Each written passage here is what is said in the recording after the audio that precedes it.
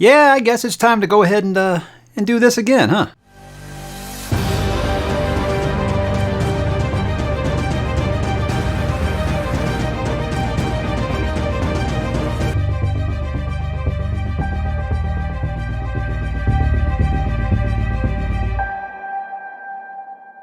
Hey, what's up, bookworms? Mike back today to talk a little bit of my favorite fantasy series of all time. This is always a popular list. Now, I don't like to make this video every year because it seems like what's really going to change in the course of a year, but it's been 2 years now. I feel like I've read enough new things since then. Some old things have shuffled off, some new things have come on, and if you think you know the order that I'm going to have this time, well, you haven't been paying attention because some things are going to change this time. So if you've been with the channel a long time, I think you know exactly the way I'm going to go. I might zig when you think that I'm going to zag, but hey, I might not. Some of you are very good sleuths out there, but I just want to let you guys know that this is my list. It doesn't mean that it makes your list invalid or anything. It's going to have some things that you disagree with, and I'm perfectly okay with that. I hope you will be as well.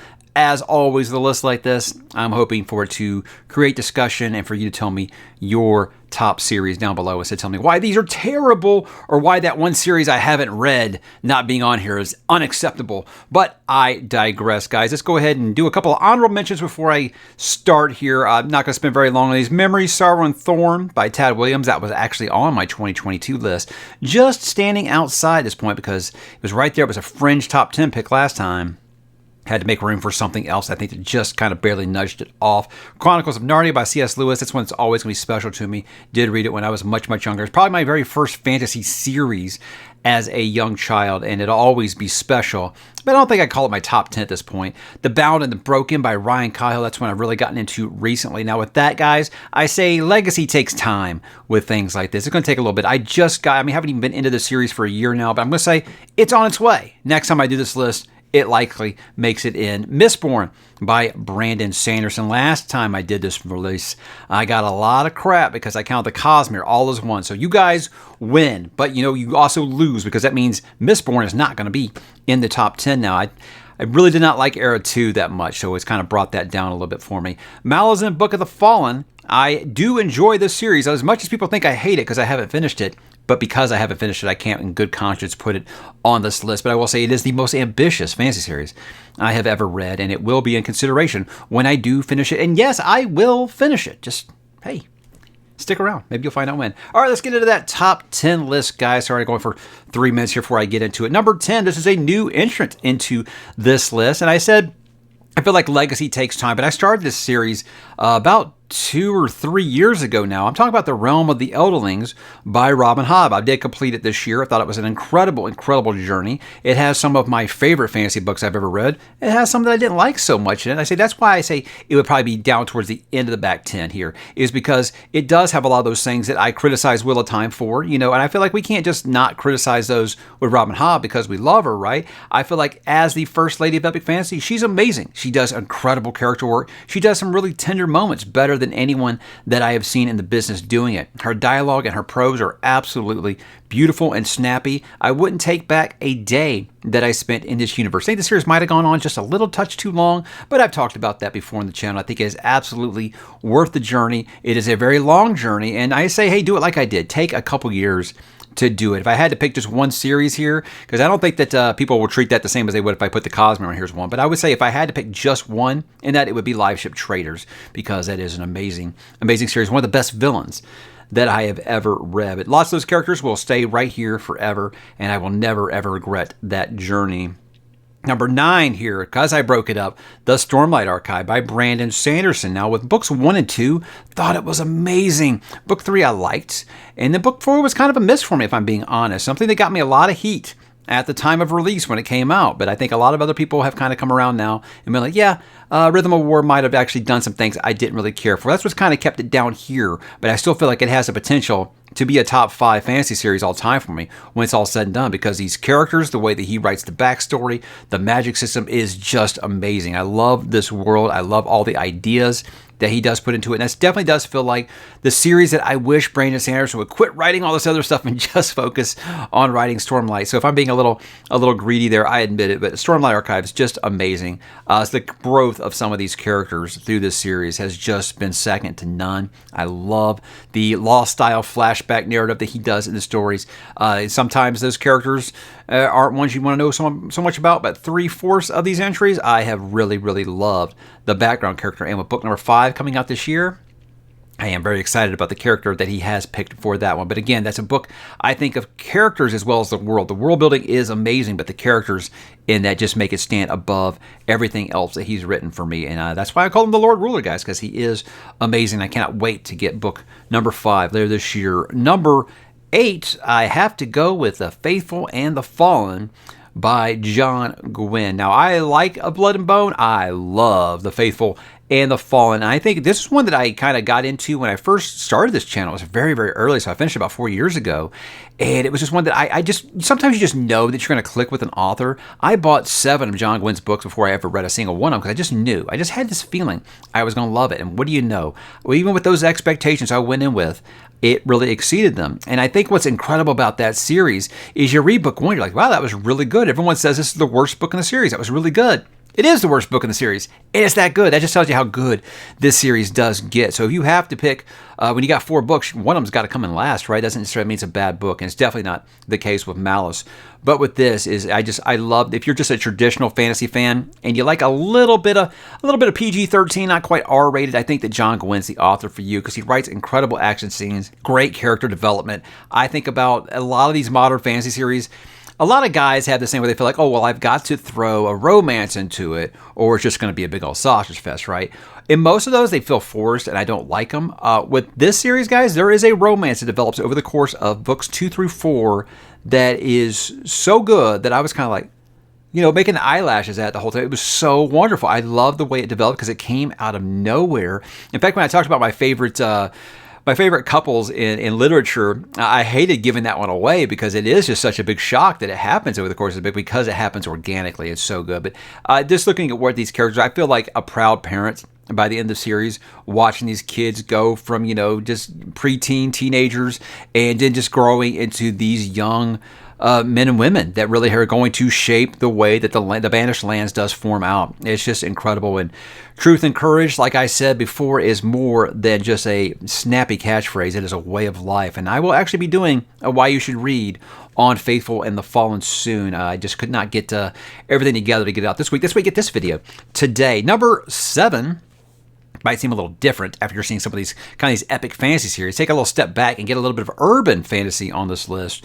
And I'm talking about the Dresden Files, guys. Now, Dresden Files is one that I also really got into the beginning stages of this channel. And it was just one of those things. I'd always seen the books. I'd gone to this bookstore and I'd always kind of see them. I'm like, God, there's like 1 million of these.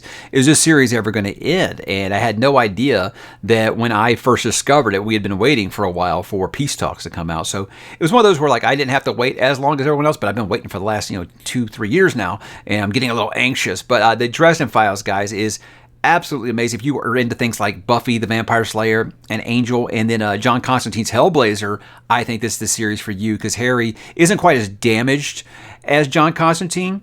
He's a little more humorous, I think, but he's very much as layered as John Constantine is. And you've got all the creatures and, all the vampires and the wizards and all that stuff that's going on right underneath humanity's eyes and they don't even see it. Those kind of things like Buffy. So I think any fan of those 3 properties would absolutely adore this because it does very much start like Angel, detective, help the helpless kind of thing that he does. So I love the journey that Harry has taken over the course of 17 books. There's so many side characters that grew from being side characters to being main characters in the series that are just fascinating to watch them develop because, it has been a good 20 years over the course of these books now, and you've watched some of these characters grow up right in front of your eyes. It's really amazing, especially if you speed run it like I did. But that's a series, guys, I feel like anybody, you don't even have to be into fantasy to really get into those, and people sell it so wrong. They sold to me years for, it's Harry Potter for adults. I was like, that didn't make me want to read it. I've heard that 1 million times. If someone had told me, it's kind of like Buffy meets John Constantine, I would have been all over that immediately. So I hate that it took me as long as it did to get into it, but I'm glad I did because it is my 7th favorite fantasy series of all time. Number 6, this is the part where people are going to start flipping tables. If you didn't already do it at Brandon Sanderson being at number 9, the Wheel of Time. You want to talk about what I started this channel on, Robert Jordan's Wheel of Time. I didn't know BookTube was a thing, and I was just making like some video diaries as I started reading Wheel of Time so I wouldn't forget where I was if I took long breaks through a 14-book series. And then I learned there is this thing called BookTube. Had no idea. And so I will always be grateful to Wheel of Time for introducing me to this side of the internet, which I think is a much, much nicer side of the internet than there is for when I used to talk about sports and movies. That didn't, yeah, you get the bad side of the internet with that. But with Wheel of Time, guys, I feel like, what do you need to know that you don't already know? This is just, besides Lord of the Rings, I think this might be the most epic fantasy adventure of all time. Just going through the years and the lives of these characters over the course of 15 books. You want to talk about character development. You think about where we start at Emond's Field and where we end up in Memory of Light. Absolutely amazing character growth. Yeah, there are some sloggy parts. I feel like everybody always has to attach the word slog to it. And when they're trying to sell the series to new people, they're like, oh yeah, but books 7 through 10 are slog. That's not the case. Your mileage is going to vary on that. I have moments of the series, much like Realm of the Elderlings, where I'm like, yeah, that's something that I probably wouldn't enjoy doing a second time. But there's also some of my most favorite things I've ever read in fantasy in most of those other books. So a series that probably went on just a touch too long, but I do think it's a journey that everyone should make. And I feel like it almost feels like graduating from fantasy school when you finish the Wheel of Time, because it is a journey and it does feel like something, hey, cool, I'd like to get that achievement unlocked, but you will be changed forever because of the Wheel of Time and that journey that Robert Jordan does take us on. I will never, ever forget that journey. It was absolutely incredible. And would I ever do it again? Well, my thing is, like, it's not because I don't think that Wheel of Time is worth a reread, because there's a lot of people, I mean, so many people ask me if I'm going to reread Wheel of Time. All this stuff behind me, guys, I haven't read 2/3 of it. I want to read that, and I'm not a young man anymore, so I feel like I'll never get to it all if I start rereading a 15-book series, if you count the novella. But that is where it sits right now at number 6. Number 5, guys, if you have been watching this channel for any length of time at all, you know I am a Stephen King constant reader, and that is why The Dark Tower was still a top 5 fantasy series all time for me. I've got this reputation over time as someone who hates the ending of The Dark Tower. That's not the case at all. There are certain things that happen in the latter half of the series that I get very disgruntled about, but the series is still a top 5 for me in lieu of some of those things I dislike. Actually, the ending's quite good, honestly. And it's something I'll never really forget. But I was a waiter with the Wheel of Time. I was a waiter with The Dark Tower. Like some people were like, yeah, the slog will bother you in Wheel of Time, and then new readers will get to it the first time, and it doesn't bother them like at all because they didn't have to wait for years between books. See, that's me with Dark Tower. It seems like everybody now that binge reads it, they don't have any of those problems I have, where like some of us were, waiting with our characters sitting on that overpass for like 15 years, because it was a long, long wait for some of those things. So I was started doing my reread, and I'm actually through book 5 right now. Book 6 is where I really just like started flipping tables with the series, and that's where I'm at my rereads. I'll be interested to see if time has been a healer on that one, but even regardless of that, guys, what he does in books 1 through 5 in this series is good enough to make it a top 5 fantasy series all time for me. What I love about Dark Tower, you can't really just peg it as any one thing. It falls under fantasy, and it is very much fantastical, but it's got horror, it's got sci-fi, it's got thriller, it's got everything you can think of. It's got a little bit of fish out of water. I love everything about it. It's got some Western in there. It just takes everything that Stephen King was into, threw it in a jar, mixed it around a little bit, and said, here is what we got. And there is nothing else like The Dark Tower. It is the most unique fantasy series ever, and that's not going to change, I don't think. I don't think I'll find anything quite as crazy, but also highly digestible as The Dark Tower. Is highly digestible the word you would use? I don't know. You guys tell me if you have made your trip across the path of the beam. This one will probably seem high to other people, but not to me, guys. I feel like the legacy for this one is only going up. Number 4 for me is Harry Potter by J.K. Rowling, and it just feels like this is just one of those that just transcends everything. It gets sold to people as kids' books, and yet I will find more and more every year. I will find people in their 30s, in their 40s, even their 50s reading the series for the first time and becoming addicted to it. There's just something magical about it, and it isn't just Hogwarts. It just feels like there is something about it that it doesn't matter who you are, where you're from, what you believe, whatever. It is just a magical story that just captures everybody. I am a sucker for coming of age, and this book has 3 main characters in their coming of age through their young adulthood. It's just an incredible journey. And you think about all of those side characters that become main characters over the course of the series, incredible. I mean, there's some people who Neville is their favorite character. You know, there's a guy who started off just, being kind of the butt of all the jokes in book number 1. Just an amazing journey all around. And I still feel like today, even if there's people who are like, well, I watched the movies, never read the books, I feel like you're doing yourself a disservice. Read the books. I think you really will love it. And it doesn't matter how old you are. It doesn't matter what you're into. I know there are still a lot of people I know, like on my Discord, they're still just like, it's series and I have no interest. I get it. And I'm not saying it's going to be for everyone. I'm just saying it seems like it doesn't really, you don't have to be a certain type, a certain demographic to enjoy the Harry Potter series. And I do this every time I talk about this list. I say what makes Harry Potter special is that the world will never stop again at midnight for the release of a fantasy book. It will not happen. It won't happen for George R.R. Martin. It won't happen for Patrick Rothfuss, guys. I get that all the time. Oh, I think when this... No.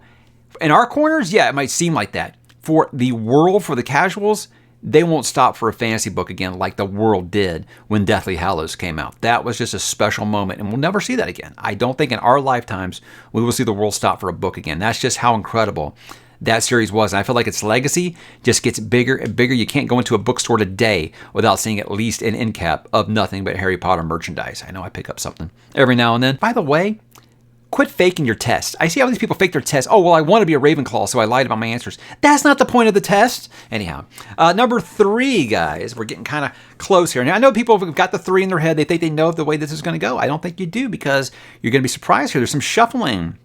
Number 3 is The First Law by Joe Abercrombie. Now, I think that this is the gold standard of all things of what grimdark fiction is. People ask all the time, well, what actually is grimdark? The First Law, guys. The First Law is grimdark. He writes these truly horrendous characters that you can't help but find yourself rooting for them. And all the way this world is just cruel and punishing and just grim the whole time, you find yourself chuckling because of the way that Joe Abercrombie writes. It's very humorous, but it's a dark humor. So I don't feel like it's a series that will click for everyone, but I feel like those people that it clicks for, it really, really clicks for. And I think it might be the best anti-hero that I've ever read in any series ever is Sandan Galacta. I think he's just the most amazing character, but it's not just him. I mean, there's characters in this like the Dogman, like Logan Nine Fingers, like Ds'al'dan Luther. There's so many characters that you just think about. I could read one line of dialogue and know exactly who it is, like especially when it's Pharaoh, right?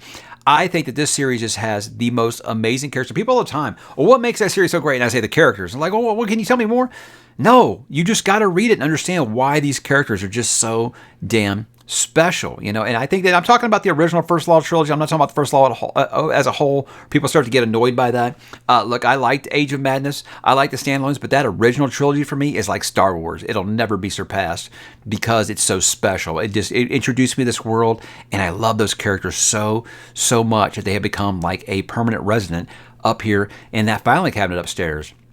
I love these characters. I love this world. It's just so grim and brutal, and I don't know why I like spending so much time there, but I know the question I get a lot is, if you could spend any time in any fantasy world, what would it be? It would not be in the First Law, because that world is very, very unforgiving, but it's a series that I will never, ever forget. Okay, so where are we going with this here, guys? Number 2.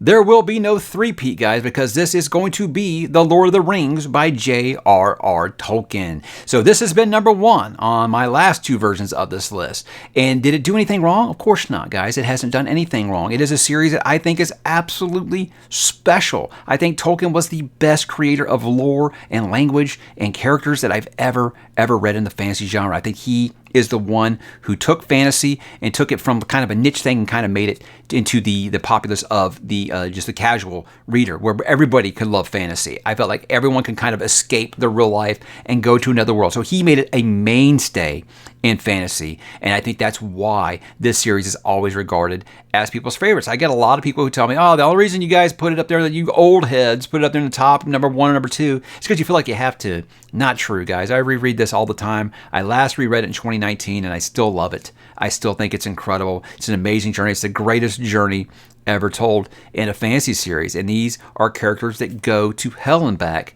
and they keep it real. They keep it real for each other, and they're changed for it, but I feel like they're changed for the better because they find things that they didn't know that they had inside them. And I think that's a story that anybody can really relate to, and I think that's why it's persevered for as many years as it has. I didn't quite get hung up on the fact that I read the Silmarillion, and it was really kind of gibberish to me at a young age. That's one that I've definitely loved to revisit because his world's just amazing.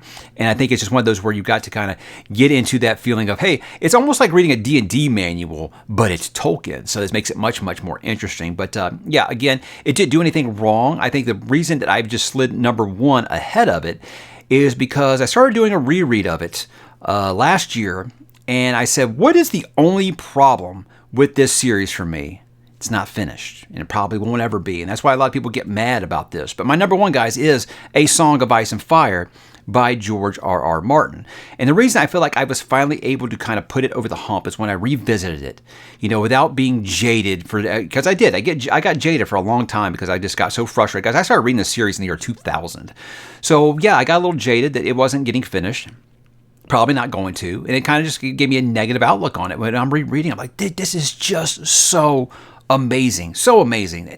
There's nothing wrong with the 5 books that we've gotten. I have zero problems with it. It's like 4 and 5. I understand that some people get frustrated because he broke up the characters. You know, there is a hybrid reading order. And if you do it like that, it's like a 2,000 page book. And it's amazing. It's just as amazing as books 1 through 3 for me. So to me, this world is the only thing that could touch Tolkien in world building and back history, going back and learning about all these things that happened centuries and centuries and thousands of years before. It's just incredible. No series that I can think of do I ever obsess over looking at family trees, seeing who did what, when, where, how, why did they do this, and how do they come to this part? How do they come into power? Why does this family have a problem with this family? Why do these two have a rebellion? I love all of these things. I just can't get enough of this world. And when I was rereading it, I said, this is just amazing. I can't get enough of this. So it really did just reawaken that fire of the dragon in me that said, this series, really, what is your only negative about it, Mike? It's just that it's not finished, and it probably won't be. And I don't think that's enough to take it away from how much this series has meant to me for 20 plus years. Why every time there's a new history book that comes out, I buy it. Because it's just perfect. I have no problems with the series at all, except for the fact that we probably won't see the end. And I know that's unforgivable to some people. Yeah, it hurts. But I can't take away from those books for just that reason. The realist in me says, let's do the math here. George isn't exactly in the best shape and of the best age to finish this series. And, you know, I try to be positive outlook on a lot of these things. It's just kind of hard sometimes. But again, it doesn't take away from the fact that he has created the greatest world, the greatest history, and just the greatest story that I've read in the fantasy universe. A Storm of Swords is a perfect fantasy book. But I love all 5 books that have come out. I love Fire and Blood, too. I love all the history books, too, guys. So it's just an amazing world that I can never, ever get enough of. And yeah, again, I don't think that there's anything besides maybe Dune or Star Wars that I bought more merchandise for. And that was before it was an HBO show. So that's how much I have loved this series. And I will continue to love that series. And that is my new list, guys, for my favorite fantasy series as of 2024. But I would love to know you guys' picks. If you're still watching, I appreciate it. Hope you'll drop in the comments. Let me know what you think about these. Let me know why you hate that I have A Song of Ice and Fire number 1. Why you hate I have Brandon Sanderson as low. Why you hate that I don't have that one series I've never read on this list. I would love to hear your comments, but more than any of that, I'd love to hear what you say your top 10 fantasy series are. That would be just perfect. So drop in the comments, guys, and I will talk to you there.